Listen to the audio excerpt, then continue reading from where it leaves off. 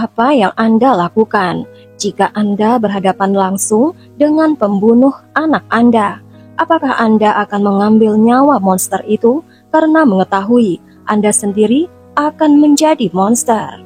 Ini adalah beberapa pertanyaan yang ditanyakan Marian Bachmeier pada dirinya sendiri pada bulan Maret 1981 saat dia pergi ke persidangan pembunuh putrinya, Klaus Grabowski. Apa yang terjadi pada Marian setelah dia membunuh pembunuh putrinya? Dan apa cerita kelam dan tragis di balik pembunuhan putrinya? Mari kita cari tahu. Cerita kali ini berasal dari Lübeck, Jerman, atau Jerman Barat pada saat itu terjadi pada tahun 1970-an, sebelum runtuhnya tembok Berlin.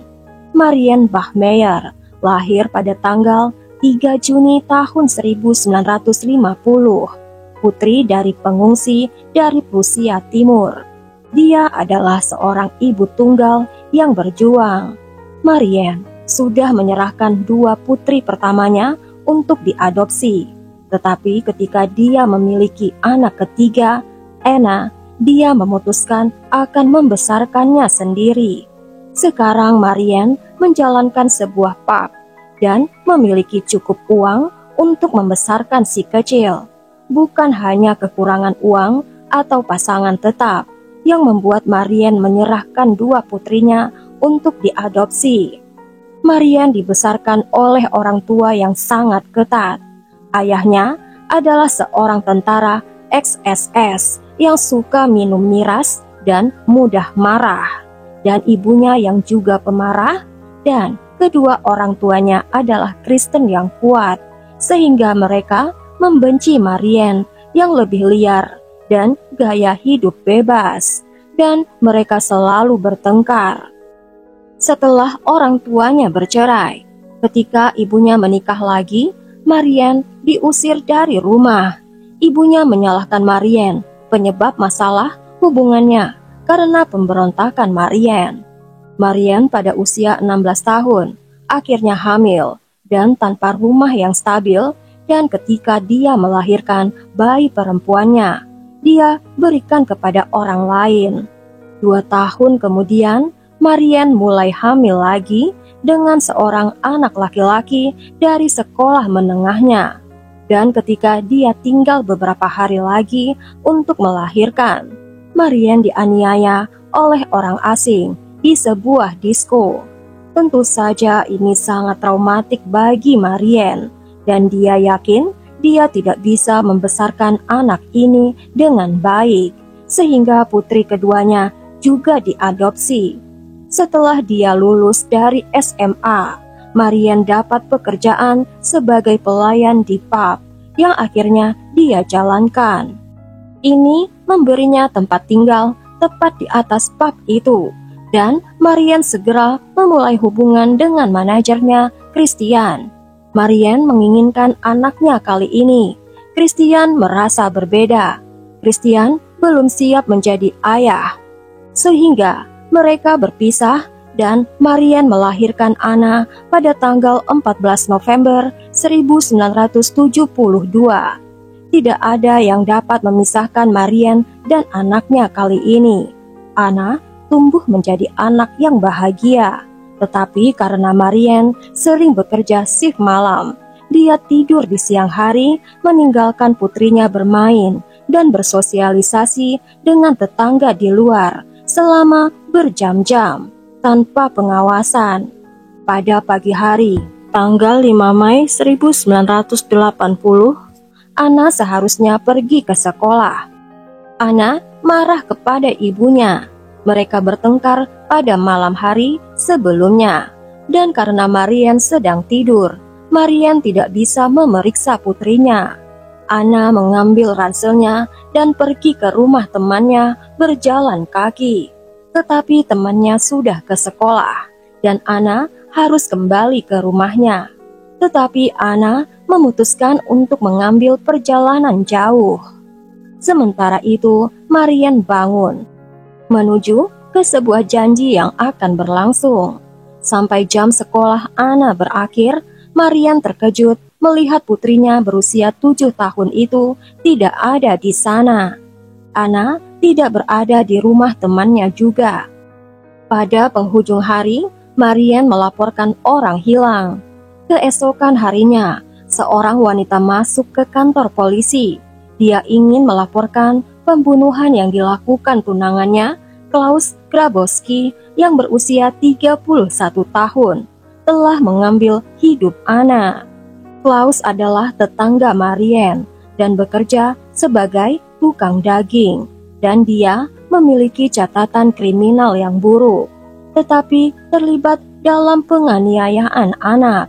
Sehari sebelumnya, Anna mampir ke rumah Klaus dan bertanya apakah Anna bisa bermain dengan kucing Klaus. Ini bukan kali pertama Anna berkunjung dan bermain dengan kucing-kucing itu, tetapi ini pertama kalinya Anna sendirian di rumah Klaus, tunangan Marian, sementara Marian sedang bekerja. Klaus membantu Anna di dalam apartemennya selama berjam-jam sebelum Klaus menjepitnya dengan stoking tunangannya. Kemudian Klaus menyembunyikan jasadnya di dalam kotak kardus dan meninggalkannya di tepi sebuah sungai. Untungnya Klaus memberitahu tunangannya cukup banyak untuk membuatnya ditangkap pada hari itu. Ketika polisi menahannya, Klaus mengkonfirmasikan seluruh cerita. Sekarang Anda mungkin bertanya, apakah Klaus memiliki catatan kriminal yang buruk? Mengapa Klaus bebas dan diizinkan dekat dengan anak-anak? Kembali di awal tahun 1970-an, Klaus ditangkap karena melakukan pelecehan terhadap 2 anak di bawah umur. Klaus dikirim ke evaluasi psikiatris, di mana dokter menyimpulkan, berdasarkan kesaksian yang meyakinkan dari dokter yang mengevaluasi Tuan Klaus Grabowski, Dewan tak dilakukan lagi, yakin bahwa naluri seksual yang abnormal dari terdakwa membuatnya menjadi ketagihan. Klaus dikirim ke rumah sakit jiwa di mana dia ditawarkan 2 pilihan: menghabiskan waktu yang tidak terbatas di rumah sakit jiwa atau menerima kebiri kimia. Klaus memilih pilihan kedua. Sejauh menyangkut keadilan, ini cukup untuk menghukumnya. Tetapi ini tidak mengurangi dorongan Klaus, dan 2 tahun kemudian, Klaus secara kimiawi membalikkan pengebiriannya setelah dia berbohong kepada dokter. Klaus akhirnya berbuat buruk kepada Anna yang malang. Dan ini bukan satu-satunya cerita yang keterlaluan menyangkut Klaus. Ketika polisi menangkapnya untuk pembunuhan Anna, Klaus mengatakan dia yang melakukannya, tapi entah mengapa Klaus menyalahkan Anna. Klaus mengklaim pada tanggal 5 Mei, Anna datang ke rumahnya untuk memeras uangnya. Anna menyuruh Klaus untuk memberikannya uang, kalau tidak, Anna akan memberitahukan ibunya bahwa Klaus sudah menyentuh bagian pribadinya. Ini dilakukan oleh anak 7 tahun. Klaus panik dan mengatakan kepada Anna dia akan mendapatkan uang, tetapi Klaus mencekik Anna sampai meninggal. Ketika Marian mengetahui apa yang terjadi kepada putrinya, Marian sangat marah. Ketika Marian mendengar Klaus tidak benar-benar mengakui kejahatannya, Marian berperilaku sangat aneh setelah itu. Polisi mulai memandang Marian dengan curiga. Marian menolak datang ke kamar mayat dan mengidentifikasi jasad putrinya. Dan akan ada hari-hari di mana Marian tidak akan meninggalkan rumahnya. Ada hari-hari di mana Marian mengamuk terus-menerus. Marian kewalahan dengan kemarahannya, kesedihan, dan rasa bersalah. Marian tidak bisa melupakan bahwa interaksi terakhirnya dengan Anna adalah perkelahian. dan Marian merasa Anna jatuh ke tangan monster karena perkelahian itu. Kalau tidak, Anna akan pergi ke sekolah seperti biasa. Itu butuh waktu 10 bulan yang panjang dari pembunuhan Anna ke persidangan Klaus. Ketika akhirnya persidangan dimulai, Klaus yang sudah membunuh putrinya yang berusia 7 tahun dan dia akan membusuk di penjara. Tetapi tim pembela membuat proses panjang yang mengerikan sehingga menggambarkan Anna sebagai korban ketidakseimbangan hormonal, sehingga kebiri kimia yang dia terima bertahun-tahun sebelumnya hanya memperburuk keadaan dan tidak dapat mengendalikan kecanduannya. Dan tim pembela menggambarkan Marianne sebagai ibu yang lalai dan hanya peduli soal pekerjaan dan kesenangan sosial, dan sering melupakan putrinya dan membiarkannya bermain di jalanan sendirian. Marianne mengalami banyak sekali emosi buruk pada saat itu. Persidangan itu membuat berita utama di seluruh Jerman. Marianne sudah mulai memiliki karakter yang terpecah. Beberapa orang merasa simpati terhadapnya, dan beberapa orang lain menilainya sebagai ibu yang ceroboh. Ketika Klaus bersaksi, Marianne menjadi semakin sulit. Marianne harus mendengar pembunuh anaknya menggambarkan korban pada saat terakhirnya. Anna berjuang keras untuk hidupnya, terbentur ke kursi yang dia duduki. Klaus menyaksikan nafas terakhir Anna keluar dari hidungnya. Kemudian Klaus memperhatikan Anna selama beberapa menit. Sebelum Klaus memutuskan dia akan membuangnya ke pinggir sungai. Kemudian datanglah dokter yang memberi Klaus suntikan kebiri terbalik. Dia dianggap bertanggung jawab. Mengapa dokter itu tidak memeriksa catatan kriminal Klaus sebelum memberikannya suntikan itu? Pada saat itu, suntikan kebiri kimia diberikan kepada 6 pelaku dengan riwayat kriminal serius. Dokter seharusnya sudah menduga Klaus berbohong.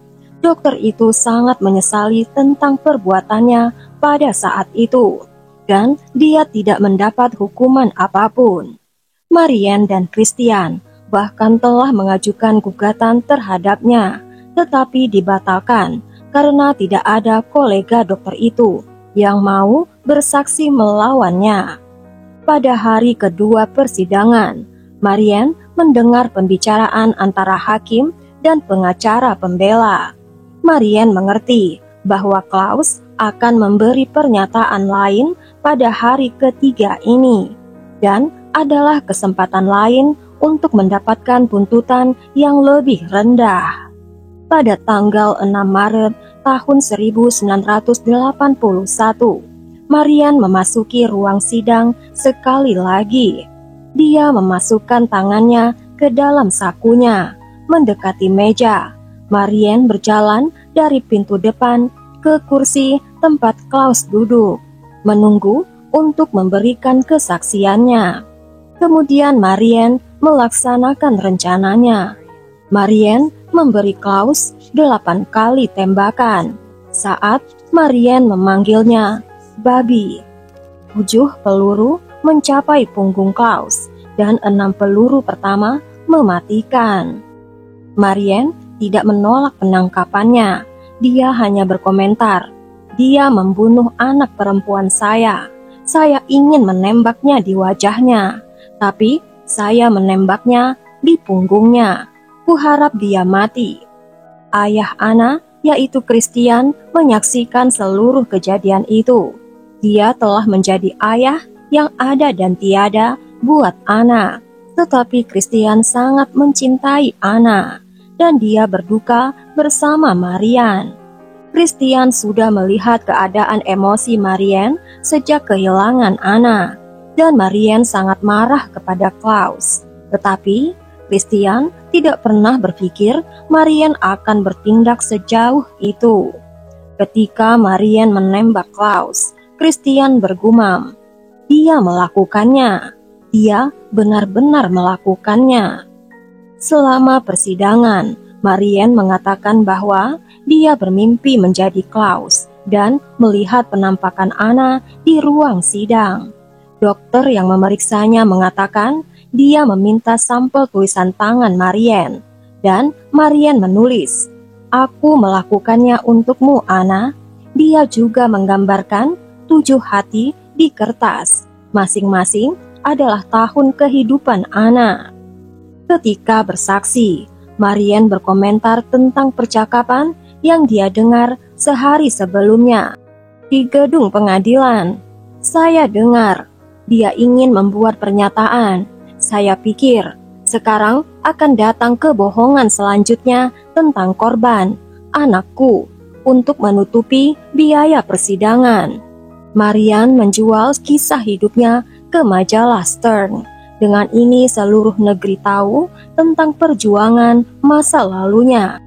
Marianne dipuja sebagai ibu pembalasan dendam yang paling utama. Pada tahun 1983, Marianne dihukum selama 6 tahun penjara. 3 tahun kemudian, Marianne dibebaskan bersyarat, bahkan hukumannya dijatuhkan bersifat memecah belah. Menurut survei yang diadakan oleh Allenbach Institute, 28% orang Jerman menganggap hukuman 6 tahunnya adalah hukuman yang pantas atas tindakannya. 27% lainnya menganggap hukuman ini terlalu berat. Sementara 25% menganggap hukuman ini terlalu ringan. Pada bulan Juni tahun 1985, Marianne bebas. Dia pindah ke Nigeria dan menikahi seorang pria. Marianne tinggal di sana sampai awal tahun 1990-an, ketika Marianne menceraikan suaminya. Saat itulah dia memutuskan untuk berpindah negara lagi. Marianne pindah ke Sisilia, Italia. Namun tidak lama kemudian, dia didiagnosis mengidap kanker pankreas pada usia masih 44 tahun. Saat itu Jerman sudah bersatu. Marianne tahu dia punya sedikit waktu tersisa.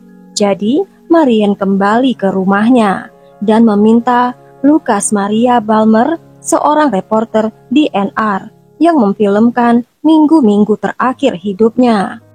Marianne mengunjungi makam Anna lagi. Dia memutuskan untuk dikuburkan di samping Anna.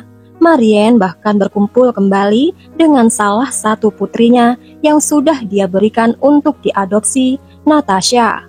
Marianne mencoba mengatur semua urusannya, dan dia melakukannya di TV, berharap dunia akan mengingatnya sebagai manusia daripada monster.